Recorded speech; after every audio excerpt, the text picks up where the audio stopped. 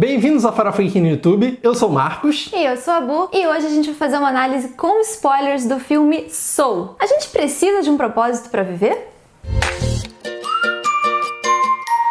E a gente vai falar sobre propósito, que é um dos subtemas que o filme aborda. Como sempre o filme da Pixar, aliás, a gente não falou isso lá no início, esse é um filme da Pixar que foi lançado aqui no Disney Plus e ele nunca é um filme pra criança apenas. Esse, inclusive, acho que nem é pra criança mesmo, não é tão colorido, acho que as crianças não vão ficar com muita vontade de assistir. Ele aborda um tema muito adulto, né? Essa questão do propósito. Mas antes, acho que é legal a gente comentar que apesar do Soul ser o 23º longa-metragem da Pixar, ele é o primeiro que não estreou no cinema, né? Que estreou primeiro no streaming. Verdade, né? Todos os outros até o início do ano a gente podia ir ao cinema, agora a gente não pode mais. Inclusive, a gente tem vídeo aqui no canal falando, 2 vídeos sobre isso da volta do cinema ou não. A gente vai deixar aqueles linkadinhos pra vocês acessarem depois. E outra coisa que é importante a gente falar é que esse vídeo tem spoilers, como a gente já avisou lá no início. Então, salva esse vídeo se você ainda não viu o Soul e volta depois. Não era pra eu estar aqui. Então, sobre o que é o filme, assim, bem rapidinho, já que não é tanto pra criança, né? Sobre o que é o filme? O filme, ele já surpreende a gente de cara. Eu posso dar essa informação porque você já viu o filme.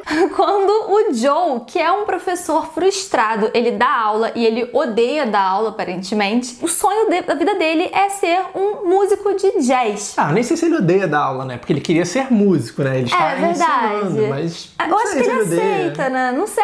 Tá conformado, Comenta aqui embaixo se você também achou que ele odiava da aula. Mas o que é muito surpreendente no filme é que quando ele finalmente consegue um teste pra meio que ter a vida dos sonhos dele, ele morre.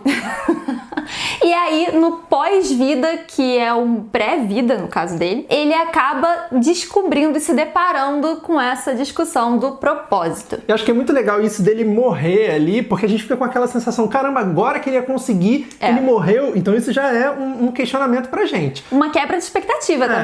Não, porque assim, então a vida dele até ali não significou nada, essa frustração tão grande é porque ele morreu na hora que ele finalmente ia fazer o que ele queria, o que ele sonhava fazer, já é uma crítica aí. Nossa, é verdade, agora que você falou, né? Porque parece que então ele não teve nenhuma coisa boa na vida dele. Finalmente, quando ele ia ter aquilo, ele morre. Verdade, uma crítica interessante. E aí ele descobre que pra escapar da morte, ele foi muito espertinho e decidiu se passar por um mentor das almas novas que ainda não foram implementadas nos bebezinhos. E ele fica com uma alma, que é a número 22. Isso você já percebe de cara que que a alma é encapetada, porque o cara no início fala, alma 180 milhões, blá blá blá blá, e aí ela é número 22 e continua lá. Um tempão já, e ninguém consegue dar jeito na pessoa. Ok, eu sei que você foi maravilhoso, mas a Terra é um porre. E aí o que é muito engraçado é que a gente vê que é uma grande aleatoriedade. Eu não sei se é nem tão aleatório assim, ou se é da vontade dos Jerrys. Que o Jerry chega e fala, você vai ser narcisista, você vai ser de bem com a vida, você é otimista, você é pessimista. Até tem uma crítica engraçadinha, né? Falam assim, eu acho que era a galera que era autocentrada. A gente não tem muito já no mundo, não? Não, é assim mesmo, manda mais. E aí a gente descobre que toda essa formação da personalidade, ela é um pouco aleatória. Mas para as almas saírem do pré-vida, elas precisam do badzinho, do bottom do mundo. E eles conseguem isso, e é aí que tá uma grande crítica do filme e a virada que a gente só descobre no final. A gente acha que eles vão conseguir isso quando eles conseguirem o propósito, quando eles descobrirem o propósito da vida deles. Por quê? Essas pessoas, essas almas. Gente, eu vou sempre falar alma, eu vou falar pessoa e alma, tá? Porque eu vou sempre errar. Essas almas, elas entram num lugar que tem todas as profissões do mundo e todas as coisas do mundo, e você fica achando, os mentores então estão ensinando as diferentes profissões pra ela saber o propósito dela. Só que não é isso. E aí o filme, ele usa muito a palavra spark, né? Que é tipo uma fagulha, centelha, tipo uma faísca de energia, e a gente no início tá achando que isso é um sinônimo, né? Que spark e o propósito são a mesma coisa, né? O que faz você se acender? O que faz você acender é o seu propósito. Então essas almas, o último bottom lá, que elas precisam conquistar, é desse spark, dessa fagulha que vai dar essa vida e que ela possa ir entrar no mundo, né? E a gente acha muito que é o propósito, então elas vão naquela sala de todas as coisas pra ver todas as atividades, ver com o que elas se conectam, que poderia ser o propósito pra elas irem no mundo aplicar aquele propósito. E o que é muito legal é que quando você vê essa sala, pelo menos foi a impressão que eu tive, eu de cara associei as profissões. E nem era isso, mas a gente tá tão treinado a associar o propósito da nossa vida a uma profissão que você fica tentando,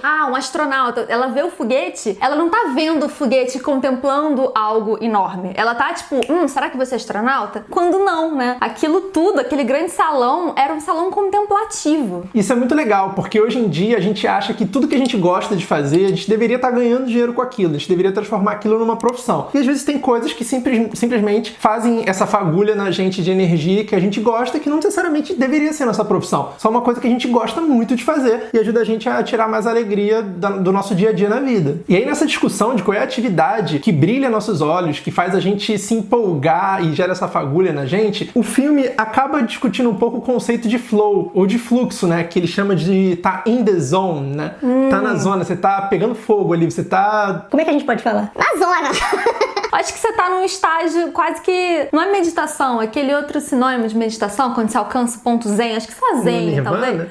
No Nirvana, gente. Você tá no Nirvana. Quando você tá tão imerso na tarefa, tão empolgado, que você nem vê o tempo passar. O tempo voa e você tá ali empolgadão fazendo aquilo. Esse é um conceito que a psicologia positiva usa muito, que é o conceito de flow. E o que eu achei muito legal desse filme é que quando a gente ouve esse conceito na psicologia positiva, ou quando você vê coaches falando sobre, as pessoas sempre falam meditar. E aí tem toda aquela galera do navio pirata, que um era Buda, o outro era meditador. Galera de humanas. Galera de humanas. Mas aí chega um cara que ele tá tão imerso na atividade e ele não tá meditando, ele tá rodando a plaquinha. Eu achei isso sensacional, porque isso eu acho que democratiza um pouco o conceito de flow. Ele não era um cara, uma pessoa escolástico que fala, sei lá, não era um cara acadêmico que ficava lá, preciso estudar sobre meditar. Não, ele naturalmente fazia aquilo. Então, o flow, ele é um conceito que veio desse psicólogo chamado Mihaly Csikszentmihalyi, nem sei se pronuncia assim, é muito Caraca, difícil. gente. Que ele fala exatamente isso, qualquer atividade pode te colocar no estágio de fluxo, né, ou de flow. Então, pode ser um esporte, pode ser qualquer coisa, a música, né, tocar um instrumento, qualquer coisa que você gosta muito de fazer, até trabalhar, né, se você trabalhar no escritório, você gosta muito, sei lá, de mexer no Excel, ou de fazer uma apresentação, você fica empolgado ali, tentando contar aquela história, ou tentando fazer uma análise, você pode entrar sim no estágio de fluxo e você nem vê a hora passar, quando você vê o dia passou e... Esses são os privilegiados que gostam muito do que fazem, né? Mas o filme, ele até critica também isso. Então, mas o próprio Mihaly Csikszentmihalyi, ele fala, não é que tá ligado ao seu propósito, ou aquele trabalho que você ama. Às vezes são tarefas muito pequenas, às vezes é uma das tarefas do seu trabalho, né? Às vezes você pode não gostar do seu trabalho, mas dentro do seu trabalho tem aquela tarefinha que você gosta, né? Quando chega a hora de fazer, ela fala, pô, legal, agora eu vou fazer aquilo. Você se prepara, pega um cafezinho, agora eu vou montar uma apresentação, fazer alguma coisa que eu gosto. E aí fica imerso, né? Fica imerso e o tempo passa rápido. Então assim, não precisa ser um grande propósito, pode ser pequenas atividades do dia a dia, né? Mas o filme critica também quando você transforma essa atividade do dia a dia, essa coisa prazerosa, em uma compulsão, porque aí se torna algo negativo. E aí até uma sacada legal, que ele mostra que as pessoas que estão lá nesse flow, nesse estágio contemplativo que seria o ideal, e aí quando você começa a fazer isso demais, você entra na compulsão, elas vão caindo e se tornam aqueles seres de sombra, que é basicamente o oposto do que inicialmente eles estavam fazendo. Que eu acho que também vem um pouco da lição de você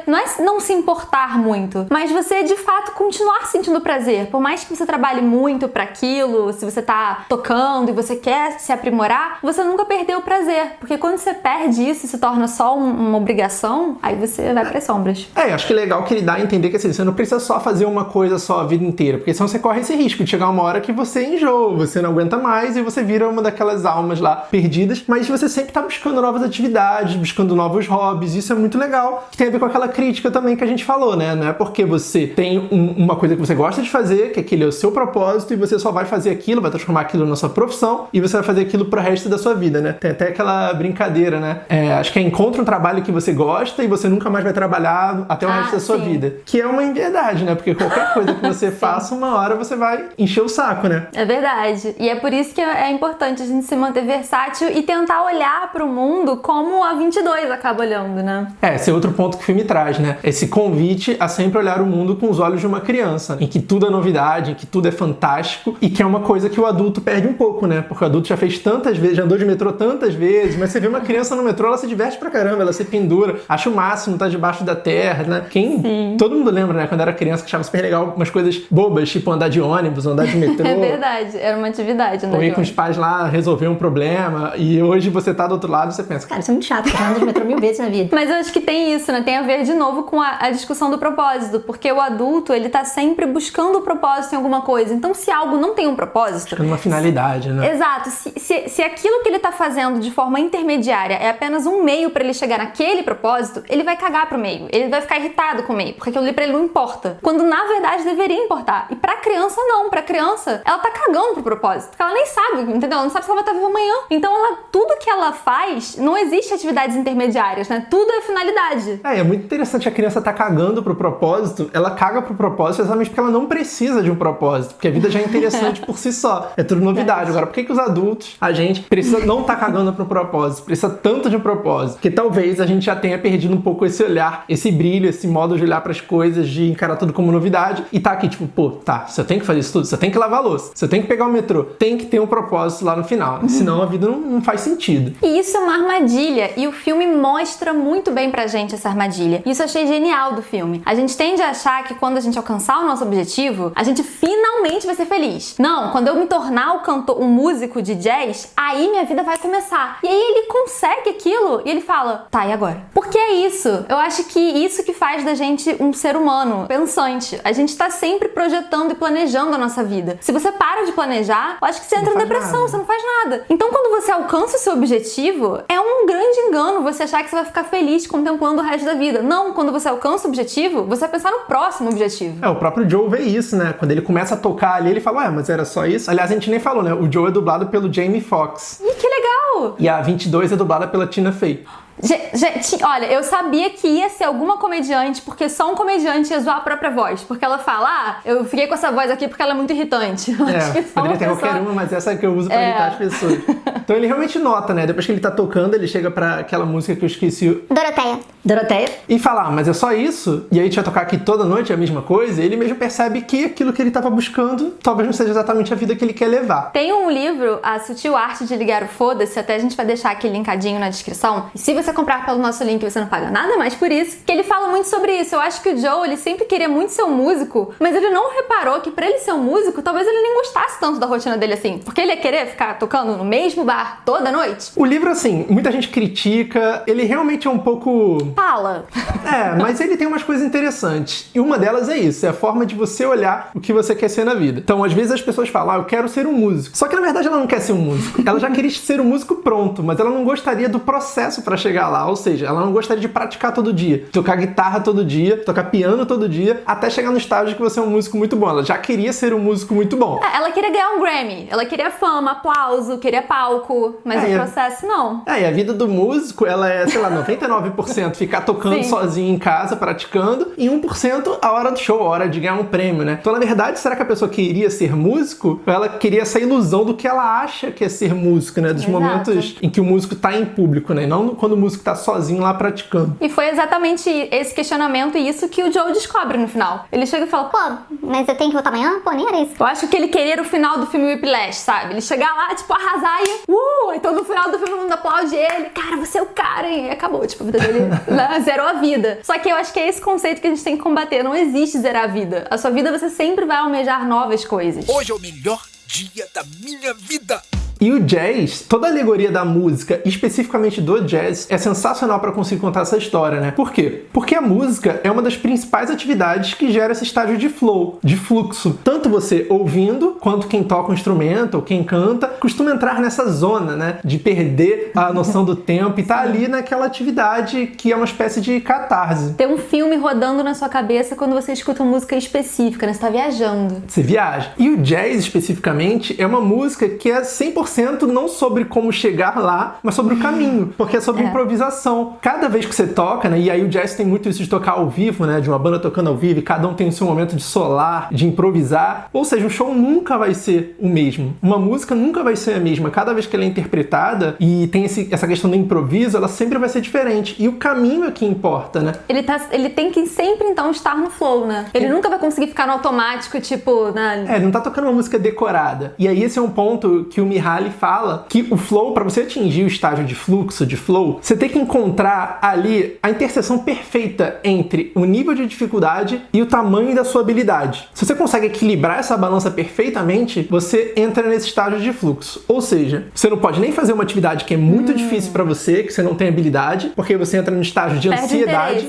Você entra no estágio de ansiedade, tipo, caramba, isso é muito difícil, você não se concentra, você não entra ali. Você tá sempre assim, tentando lembrar, tentando decorar, lembrar daquilo que você decorou e como que faz. Você tá sempre muito atento, consciente ali. E se for o contrário, se a atividade for muito fácil para você, se a sua habilidade tá lá em cima e a atividade é muito fácil, você entra no estágio de, tipo, desinteresse, que é o que você falou, desinteresse. Ah, isso aqui tá muito chato, isso aqui eu faço com o pé nas costas. Você tá pensando na lista de compras.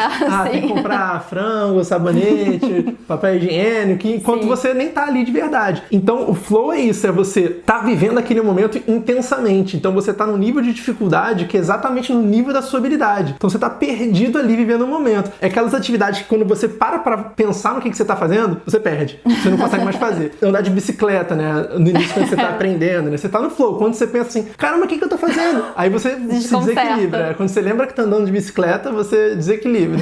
Era uma das coisas que a 22 zoava as pessoas, né? Ela ficava atacando pedra e deixando a pessoa meio que voltar pro que ela tava fazendo. Quando você faz isso, você perde a concentração e as coisas não vão tão bem assim. E uma coisa que eu gostei muito nesse filme é que ele fala novamente, tanto no final, quando o Joe fala que ele não sabe o que ele vai fazer, mas que ele vai viver todos os segundos da vida dele prestando atenção naquele tempo, é que isso engloba as coisas boas e as coisas ruins. E eu achei essa mensagem sensacional, porque a gente tende a ficar só aceitando e querendo estar presente nos momentos bons. E aí os momentos ruins, a gente, em vez de tipo, tá, eu aceito, isso é ruim, você fica tipo, não, eu não mereço isso e sei lá, você fica tentando justificar o porquê e pensando demais, raciocinando, mas isso vai contra os meus planos ou não tava no plano. E na verdade não é isso. Eu achei muito legal que a 22, ela fala, naquela cena que cai o traquinho na mão dela, que um cara gritou com ela no metrô. E até disso ela gostou, porque faz parte de estar vivo. É isso. Sua vida nunca vai ter só momentos bons. E isso também remete a uma cena, gente, aquela cena, se você não chorou, você não tem coração. Na cena que ele tá tocando piano e aí ele passa um filmezinho na cabeça dele porque ele finalmente entra no flow. Naquela cena a gente vê o pai dele tocando com ele bem velhinho e logo depois tem uma cena na praia que ele e a mãe estão abraçados, aparentam estar tristes e molhando os pés. E aquilo remete à morte do pai dele. E aquela cena passou naquele momento. Então assim, mais uma vez isso faz a gente lembrar que a nossa vida, até os momentos tristes, eles valem a pena serem lembrados, porque eles foram vividos. Então eu achei essa uma mensagem sensacional. O filme ele tenta mostrar pra gente que os momentos ruins também fazem parte da sua vida e que você tem que encarar, você tem que viver. E que é importante estar presente, né? Porque naquele momento eles estão na praia e vem aquela água e você imagina, caramba, aquela água deve estar gelada, você imagina a sensação da água gelada no pé dele. E ele mexe os pés, né? Uma cena bem visual. E essa temática de aproveitar a vida e não só o destino já apareceu tantas vezes, né? No Ferris Bueller, no Curtindo a Vida Doidado. Ele fala alguma coisa como, a vida anda muito rápido, se você não para de vez em quando pra olhar em volta, você vai perder ela. Verdade, nem lembrava disso.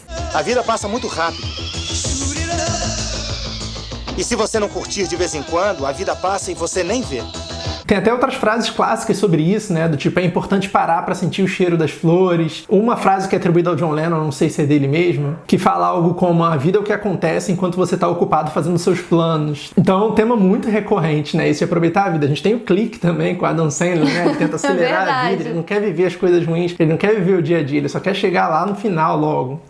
Verdade. E isso vai muito totalmente contra o que a gente ouve hoje em dia. Porque hoje em dia a gente é bombardeado por coaches e várias outras pessoas que falam pra gente que a gente tem que ter um propósito. A gente precisa de um propósito. E isso é uma coisa que até eu acabei de falar nesse vídeo, né? Quando você chega no propósito, você tá buscando o próximo. Então, assim, eu acho que a gente é programado pra isso mesmo, né? Acho que é super importante ter um propósito na vida, né? Não que todo mundo precisa ter, mas um propósito, ele pode te ajudar a superar coisas muito difíceis. Tem um psicólogo chamado Viktor Frankl, que ele fala na teoria dele sobre essa importância do propósito. Ele foi vítima, né? Ele foi pra um campo de concentração, ele sobreviveu lá. Ele olhava muito em volta, estudava muitas pessoas, ele já era médico, não tenho certeza se era psicólogo ou psiquiatra, e ele fazia essas anotações, ele percebia que as pessoas que tinham algum tipo de propósito conseguiam superar aquilo um pouco melhor. Ou seja, a pessoa que queria voltar para a família dela, ela conseguia aguentar aquele sofrimento todo. Ele que queria voltar para a mulher dele, voltar a publicar as teses dele, era o propósito que ele encontrou para passar por aquilo tudo. E ele até escreve no livro uma frase do Nietzsche, que é: aquele que tem um porquê consegue superar qualquer como. E se você curte filosofia, já se inscreve aqui no canal e assina assine o sininho de notificações, porque a gente já tem vídeos mesclando filosofia e obras da cultura pop e a gente vai fazer ainda mais em 2021. Então, assim, propósito é importante. É claro que você tem um propósito pra você fazer as coisas, mas tá acontecendo hoje em dia meio que essa ditadura do propósito, como você falou, né, dos coaches, né? Todo mundo tem que ter um propósito. Se você não tem um propósito, o que você tá fazendo?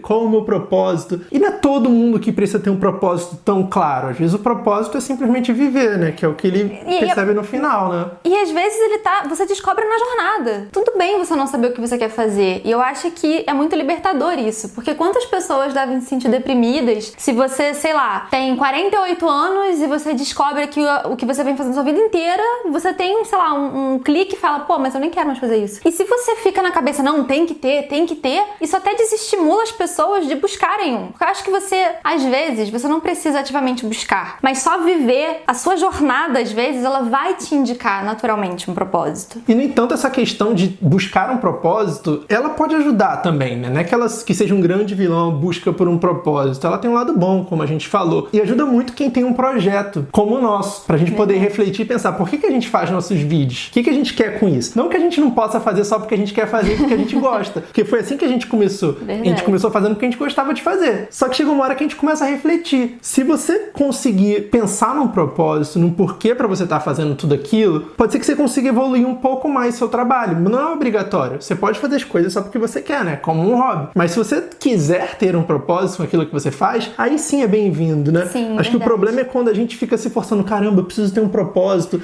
Me falaram que eu tenho que ter um propósito. Quando você não tem ainda e você fica ansioso, isso te causa um mal-estar porque todo mundo fala que você tem que ter. Aí que eu acho que fica ruim, né? E às vezes você quer só uma atividade pra passar o tempo, pra descansar, ou pra entrar naquele estágio de fluxo, de flow, mas tudo bem não ter propósito. E eu acho que é isso. Eu acho que até mesmo a gente se lembrar, nós que temos um propósito, por exemplo, a gente aqui do Farofa Geek, que você tem que viver enquanto você está fazendo o seu propósito. Você ter um propósito e ficar focado nele não é algo que tem que te impedir de viver. Então é muito importante você tirar um tempinho do seu dia pra cheirar a flor, é isso? O ditado? Sentir o cheiro das flores. É muito importante. A gente não pode só ficar preso lá no futuro, porque o propósito, eu acho que ele ajuda a gente a viver e fazer planos pro futuro. Mas a gente nunca pode se esquecer do presente, de sentir o cheiro das flores, de reparar as coisas bonitas do mundo e se encantar com coisas pequenas, tirar felicidade de coisas pequenas. Talvez você também possa ter um monte de pequenos propósitos. Ele, por exemplo, o Joe, ele pode ter o propósito de ensinar as crianças, ele pode ter o propósito de emocionar as pessoas através da música, fazer as pessoas sentirem alguma coisa através da música e vários outros que ele queira ter na vida em diferentes esferas. Ele não precisa de um único propósito, minha vida é guiada totalmente para esse propósito, porque acaba sendo uma ilusão, né? E acaba botando uma expectativa, uma tensão muito grande nas pessoas em volta que não tem e que acham que deveria ter, né? E hoje em dia tem muito essa questão do coach, falando, você tem que ter um propósito e não, você não precisa ter. Você pode ter vários, você pode não ter nenhum. O que importa é o que te faz viver de uma forma positiva. Se você só quer ter uma vida e sentir o cheiro das flores, é isso aí, já tá bom. E sabe o que você falou agora do professor?